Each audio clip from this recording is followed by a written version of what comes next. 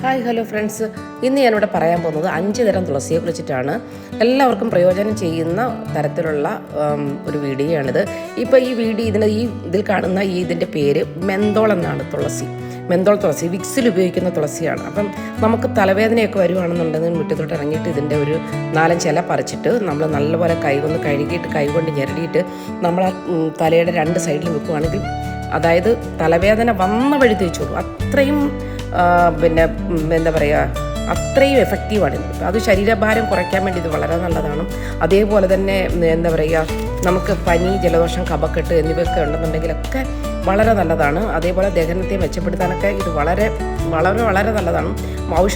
തുളസികളിൽ ഏറ്റവും ഔഷധ ഗുണ പ്രധാനമുള്ള ഒരു തുളസിയാണ് ഈ മെന്തോൾ എന്ന് പറയുന്നത്. അതുപോലെ കൊച്ചുകുട്ടികൾക്ക് ചുമയായിക്കോട്ടെ, പനിയായിക്കോട്ടെ, ജലദോഷം ആയിക്കോട്ടെ, കഫക്കെട്ടായിക്കോട്ടെ, ഇവയ്ക്കെല്ലാം ഒരൊറ്റ മൂലി എന്ന് പറയുന്നത് ഈ ഒരൊറ്റ തുളസി മാത്രം മതി വീട്ടിലുണ്ടെങ്കിൽ. ഇതിനുണ്ടെങ്കിൽ വേറെ ഒരു തുളസിയും വേണ്ട എന്നുള്ളതാണ് എൻ്റെ ഒരു നിഗമനം.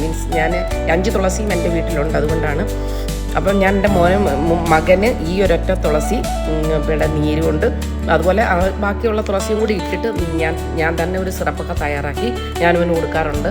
വളരെ വളരെ എമർജൻസി ആണെങ്കിൽ മാത്രമേ ഞാൻ പനിയും ജലദോഷത്തിനൊക്കെ ഞാൻ മെഡിസിനൊക്കെ എടുക്കാറുള്ളൂ. കാരണം ഇങ്ങനത്തെ ഒരു കുഞ്ഞായതുകൊണ്ട് തന്നെ നമുക്ക് വേണമെന്നുണ്ടെങ്കിൽ തന്നെ വീട്ടിൽ തന്നെ ഇതിൻ്റെ ഒരു സിറപ്പ് നമുക്ക് തയ്യാറാക്കുന്നതാണ്.